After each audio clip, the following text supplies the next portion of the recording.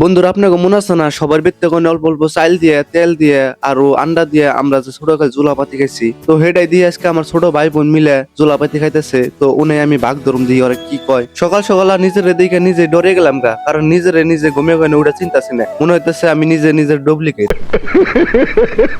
তারপরে মুখ সুখ দিয়ে কলেজ যাওয়ার টাইমে দিই ছোট বোনে জলফই কাটতেছে, তার মানে ব্যক্তি জলফই আচার বানাইবো তার জন্য। তারপরে কলেজ থেকে বেরতে হওয়ার পরে দিই ব্যাগ পুলান মিলে জুলাপাতি খাইতেছে।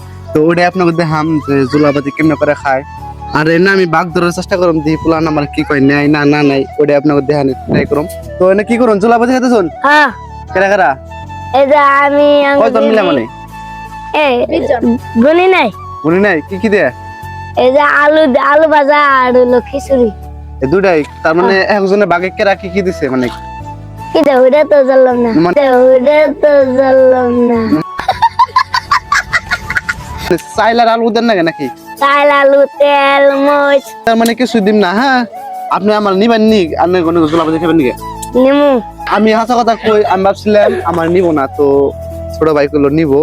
তো বহুত ভালো লাগলো। আর রেসিপি করে দিছে ওরা, তেল আর রান্না না হ্যাঁ, খিচুড়ি সোয়াবিন দিয়ে পুরো মজাই লাগবো, ভালো লাগবো আমার। তারপরে বেতে এনে দিই ব্যাকে যার যার মতো খাইতেছে, তার মানে আমার আইতে লেট হয়ে গেছে গা। তারপরে জিগাইলাম যে কেমন লাগছে, ওরা কয় মজা লাগছে বহুতই। তখন আমি নিজে খাই ট্রাই করুম দেখুম কেমন লাগে। তারপরে খাই দেখলাম পুলাহান রাঁধছে, বহুতই অসাধারণ হয়েছে, বেলেগ টেস্ট। তো এটা খায় না ছোটকালের কথা মনে হয়ে পড়লো। তো আপনারা ছোটকালে যারা যারা এমন করে জুলাপাতি খাইছেন তারা তারা অবশ্যই একটা মজা করে কমেন্ট করে যাবেন। তো তারপরে আয় পড়লাম এখন মাগরিবের নামাজ পড়বার নিগাত। তো আজকের ব্লগটা এই পর্যন্ত শেষ। আজকের নিগাত টাটা বাই বাই। আল্লাহ যদি বাঁচলে দেখা অন্য কোনো নতুন ব্লগে।